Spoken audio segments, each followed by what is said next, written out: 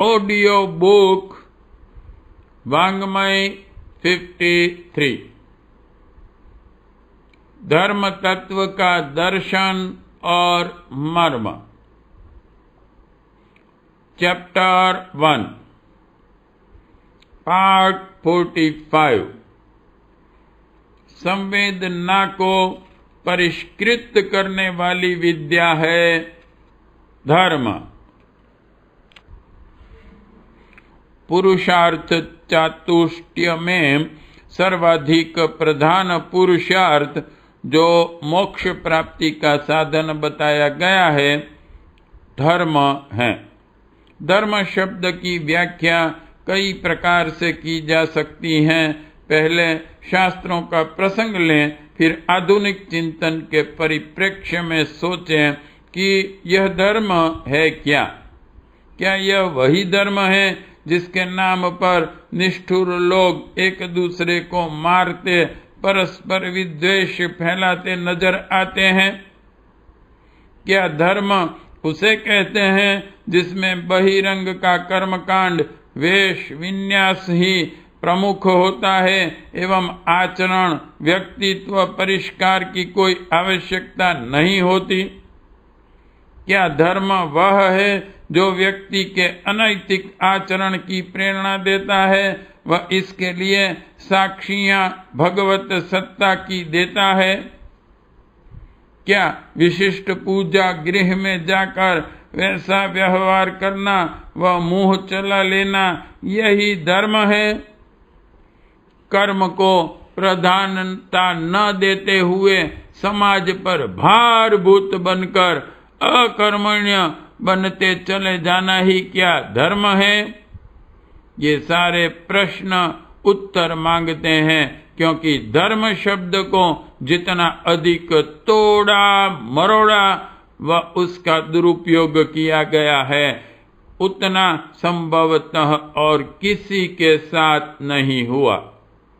यह समझ में नहीं आता कि धर्म जैसी शाश्वत अनित्य सत्ता कभी कभी खतरे में कैसे पड़ जाती हैं, व किसी की बलात् धर्म संबंधी मान्यताएं बदल देने पर परलोक में किसी के लिए स्थान सुरक्षित कैसे हो जाता है।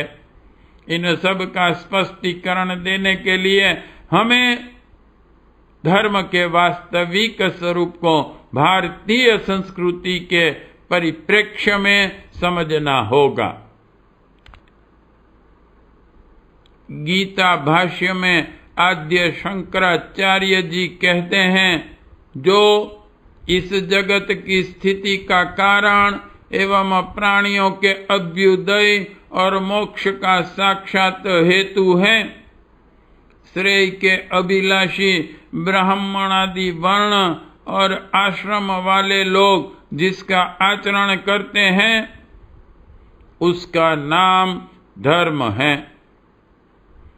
इसका भावार्थ यह हुआ कि जिस परम सत्ता के बनाए नियमों के अनुरूप इस जगत का धारण पोषण हो रहा है, उसके अनुशासनों के अंतर्गत अपनी जीवनचर्या का निर्धारण धर्माचरण है, जो मनुष्य की आमूल चूल प्रगति का सर्वांगपूर्ण अभ्युदय तथा निहित श्रेयस का निमित्त कारण है, वह धर्म है।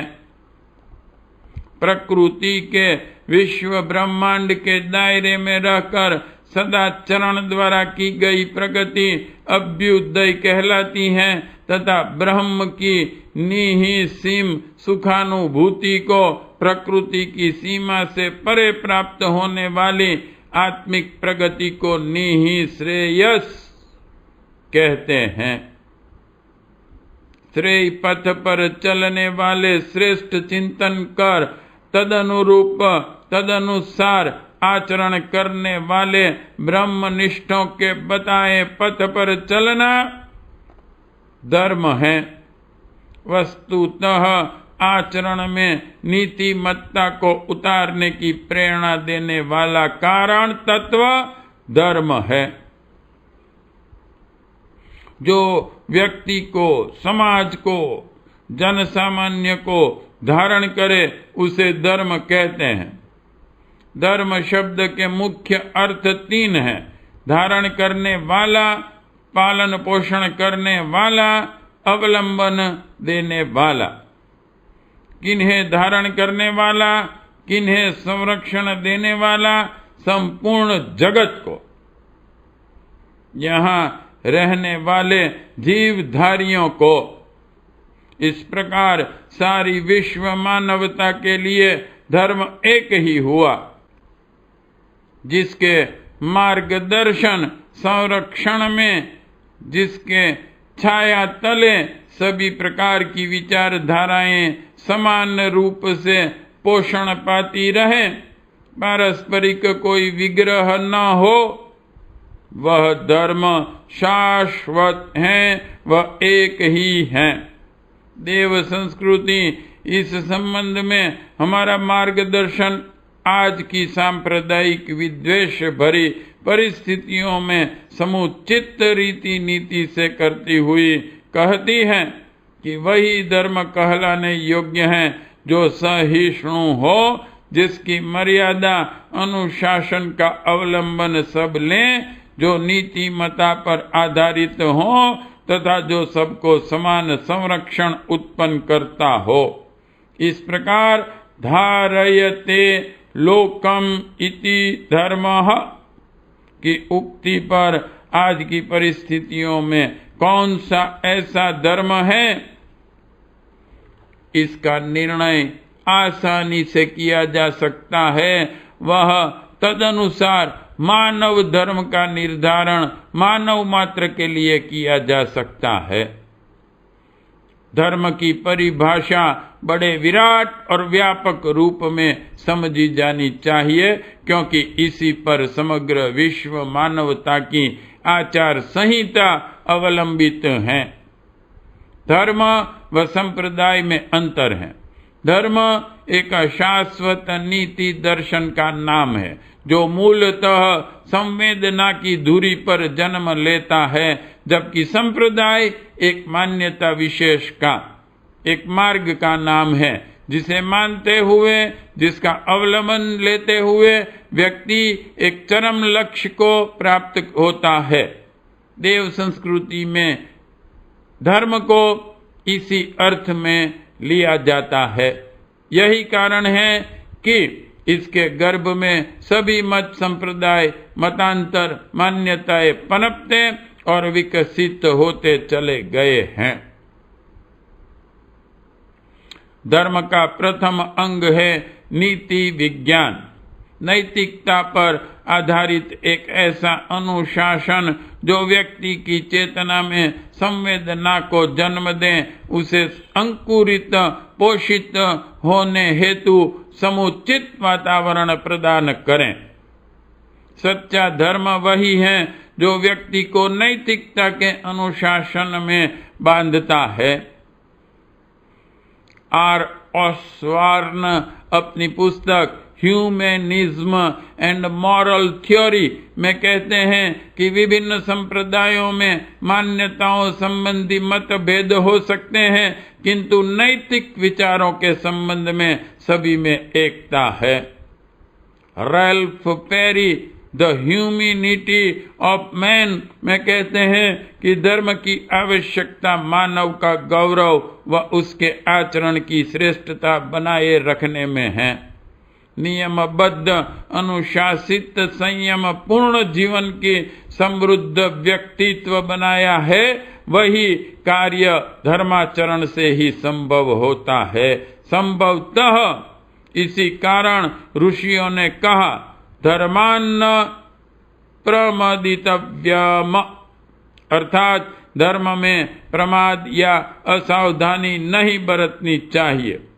आधुनिक सभ्यताएं नैतिक बंधनों से परे धर्म रहित अर्थ व काम की प्राप्ति उपार्जन हेतु प्रेरित करती हैं। मन की पैशाचिक दास्ता को स्वीकारने की प्रेरणा देती हैं। परिणाम सामने है। प्रत्यक्षतः या लौकिक जीवन में जो रोग, दुर्बलताएं, दुख, अशांति, पारस्परिक विग्रह नजर आ रहे हैं, वह सब इसी कारणपन पे हैं। मनु कहते हैं मनुष्य को ऐसे अर्थ और काम का सर्वथा परित्याग कर देना चाहिए जो कि धर्म से रहित हों। इस प्रकार धर्म का अर्थ हुआ संवेदना मूलक नीतिमत्ता। धर्म का द्वितीय अंग है आस्तिकता प्रधान तत्व दर्शन। मानव में पारस्परिक सामंजस्य एवं अनिवार्य घनिष्ठता स्थापित करने वाला तर्क सम्मत विवेचन।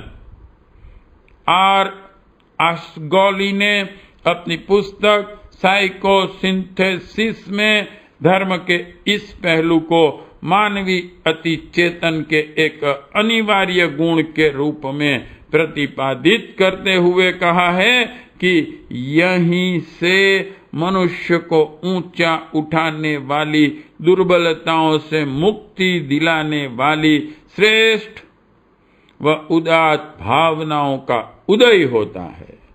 प्रतिभा जागरण का मूल केंद्र यही है। आध्यात्मिक ऊर्जा जगाकर व्यक्ति को श्रेष्ठता के पथ पर पहुंचाने वाली विद्या यही है। वेदों का ऋषि धर्म के इस उदात्त व व्यापक रूप की व्याख्या करते हुए मानव मात्र के शुभ की कामना की अभिव्यक्ति इस प्रकार करता है। अथर्ववेद 12-1 यह ध्रुव और अचल भूमि, यह पृथ्वी जो धर्म द्वारा धारण की गई है, हम उस पर शिव सुखदायिनी भूमि पर विश्वांत विचरण करें। ऋग्वेद में ऋषि कहते हैं धर्म का मार्ग मानव को सुख देता है, दुख से मुक्ति करता है। ऋग्वेद 8/3/13। कितनी व्यापक अर्थ वाली भावना वैदिक संस्कृति में धर्म के प्रति व्यक्त की गई है। ऋग्वेद में ऋतु ऐसी विश्व व्यवस्था संबंधी धारणा है जिसमें सार्वभौम प्रतिपादनों द्वारा धर्म की परिपूर्ण व्याख्या तत्व दर्शन के परिप्रेक्ष्य में की गई है। धर्म का तृतीय अंग है अनगढ़ मानव को देव मानव बनाने वाला, उसे सही दिशा देने वाला एक गहन विज्ञान जिसे हम अध्यात्म नाम से जानते हैं। धर्म को अध्यात्म से, स्पिरिचुअलिटी से कभी अलग नहीं किया जा सकता। जो प्रयास प्रयत्न मनुष्य को अंतर्मुखी होने की प्रेरणा दे वह धर्म है। जो बहिर्मुखी बनाए, उसे भोगवादी बनाकर उसके व्यक्तित्व को विखंडित कर दे वह अधर्म है। बहिर्मुखिता मनुष्य को व समग्र समाज को असंयम की ओर, विनाश की ओर ले जाती है तथा अंतर्मुखिता संयम, शांति, प्रेम तथा इनर ब्लिस व परम लक्ष्य की ओर। विभिन्न कर्मकांडों द्वारा देव संस्कृति में यही प्रयोजन मनुष्य को सिखाया जाता है। एकाग्रता के चरम लक्ष्य की ओर, अंतर्मुखिता की ओर बढ़ने का। जिस समाज में जितने अधिक अंतर्मुखी वृत्ति के व्यक्ति होंगे वह समाज उनकी एकाग्रता से प्राप्त शक्ति से उतना ही लाभान्वित होगा, वह उतना ही अधिक टिकाऊ बनेगा। भारतीय संस्कृति इस कसौटी पर पूरी तरह खरी उतरी है। वस्तुतः मानव की संवेदनशीलता का विकास ही धर्म है। एरिक फ्रैम वह पहला व्यक्ति था जिसने मन की गहन परतों की सामाजिक परिप्रेक्ष्य में व्याख्या कर धर्म को मानव मात्र के लिए अनिवार्य बताया।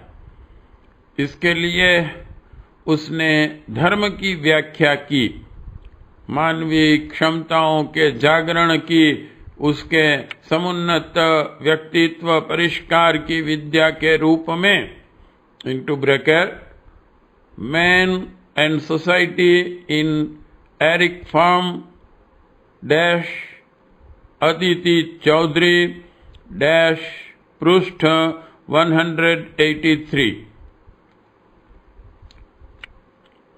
फ्राम कहते हैं कि वह धर्म झूठा है जो व्यक्ति की विकासोन्मुख मौलिक क्षमताओं को दबाने या कुंद करने की, उसे संवेदनहीन बनाने की कोशिश करता है। स्वामी विवेकानंद ने कहा था कि धर्म के नाम पर आज हम सब लिप सर्विस, होठों से बुदबुदाने वाले कर्मकांड मात्र का प्रयोग करते हैं, जबकि धर्म व्यक्तित्व परिष्कार की वह उस माध्यम से उसके सारे समाज पर पड़ने वाले प्रभाव की विद्या का नाम है। एक सच्चा धार्मिक व्यक्ति चलती फिरती संस्था है। स्वामी विवेकानंद की यह उक्ति कितनी सही है। तैत्तिरीय अरण्यक में धर्म को संपूर्ण जगत का आधार कहा गया है। धर्मो विश्वस्य जगतः प्रतिष्ठा।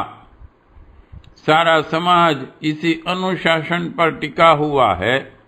समाज के मानक दंड मानवीय मूल्यों का पतन होने पर उसका विनाश सुनिश्चित है। धर्म प्रधान पुरुषार्थ व्यक्ति, समाज, राष्ट्र व संस्कृति के सर्वांगीण अभ्युदय का निमित्त कारण बनता है। इसमें किसी प्रकार का संशय किसी भी विचारक को नहीं है। सारे विश्व के मनुष्यों की उत्पत्ति द्वारा मानव के रूप में एक प्राणी भगवान ने बनाया है। अतः उसके धर्म अनेक नहीं हो सकते। विश्व में 2 या 5 या 10 धर्म हैं, यह एक भ्रांति है। अनादि सनातन वैदिक धर्म ही मानव धर्म है। यह प्रागैतिहासिक कालीन विश्व मान्य सत्य है। बाद में देश काल पात्र के अनुसार महापुरुषों ने धर्म के किसी विशेष अंग को कहीं प्रचलित किया और कालांतर में वह मत धर्म कहा जाने लगा। धर्म के विभिन्न अंगों में पारस्परिक विग्रह या द्वेष कैसा? सत्य, अहिंसा, अस्तेय, ब्रह्मचर्य, त्याग आदि सार्वभौम धर्म है। किसी महामानव ने किसी पर बल दिया है, किसी ने दूसरे पर। तात्कालिक समाज की जो विकृतियां थी उन्हें मिटाने हेतु जिस साधन पर बल देना आवश्यक माना गया उसे उन्होंने प्रमुखता दी। किसी ने यह नहीं कहा कि हम नूतन धर्म का सृजन कर रहे हैं। यह तो मानवीय दंभ है जो शाश्वत धर्म को संप्रदायों का रूप देकर उन्हें परस्पर लड़वाकर समाज के पतन का कारण बनता है। इस संकट का निवारण तभी संभव है जब धर्म का शाश्वत स्वरूप सभी को हृदयगम कराया जा सके। मानव मात्र के लिए श्रेष्ठता के पथ पर बढ़ने में सहायक धर्मोत्पत्ति के 10 साधन मनु महाराज ने बताए हैं। उन्हें धर्म के 10 लक्षण भी कहा जाता है। मनुस्मृति 6-92 में कहा है 1 धृति यानी कि धैर्य, संतोष, आत्मावलंबन। 2 क्षमा यानी कि औचित्य के प्रति उदारता। 3 दम यानी कि मनः संयम। 4 अस्तेय यानी कि न्यायपूर्ण जीवन। 5 शौच यानी कि बहिरंग व अंतरंग की पवित्रता।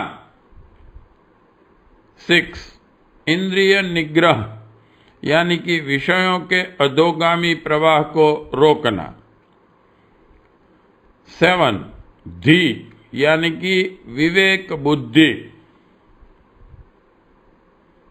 8 विद्या यानी कि आत्मज्ञान, पारलौकिक फल वाले सत्कर्मों में प्रवृत्ति। 9 सत्य मन वचन कर्म से व्यक्ति का शुद्ध होना व प्रिय और सत्य बोलना। 10 अक्रोध यानी कि मानसिक समस्वरता, आत्मनियंत्रण, आवेश में न आना। ये 10 लक्षण धर्म में बताए गए हैं। व्यावहारिक अध्यात्म की दृष्टि से कितने सही व परिष्कृत व्यक्तित्व हेतु अनिवार्य ये 10 गुण हैं, किसी भी सभ्यता मान्यता को मानने वाले को इस संबंध में भ्रम नहीं होना चाहिए। कुछ धर्म सामान्य धर्म होते हैं, कुछ विशेष। दान सामान्य धर्म है, परंतु रोगी ऐसे पदार्थ आकर मांगे जो उसे नुकसान करेंगे तो उस समय इसे वह पदार्थ न देना विशेष धर्म है। इसी प्रकार आतताई को क्षमा कर देना अहिंसा नहीं, कायरता है। फोड़े पर चीरा लगाना चिकित्सक का विशेष धर्म है, हिंसा नहीं।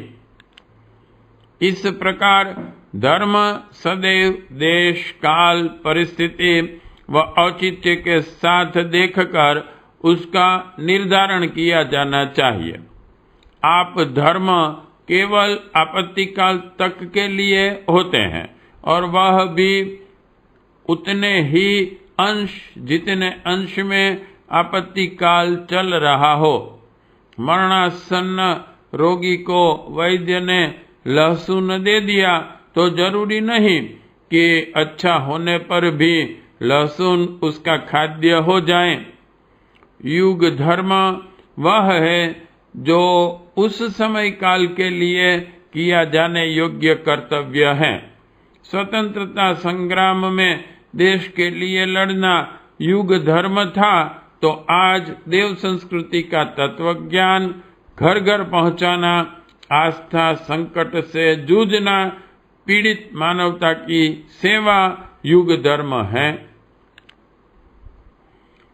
वस्तुतः धर्म हमें कर्तव्य की प्रेरणा देता है, साथ ही फल की ओर से तटस्थ रहने का आदेश भी देता है। धर्म का एकमेव लक्ष्य अंतर्मुखीता है, त्याग है, संवेदना का जागरण है तथा पारस्परिक सद्भाव का विकास है। इस भावना का जितना विस्तार होगा, धर्म की उतनी ही रक्षा होगी। आस्था संकट की विभीषिका तभी मिटेगी तथा मानवीय पुरुषार्थ अलसाई अवस्था से परिपूर्ण जागरण मोक्ष की ओर अग्रसर होगा। पाठ 45 समाप्त।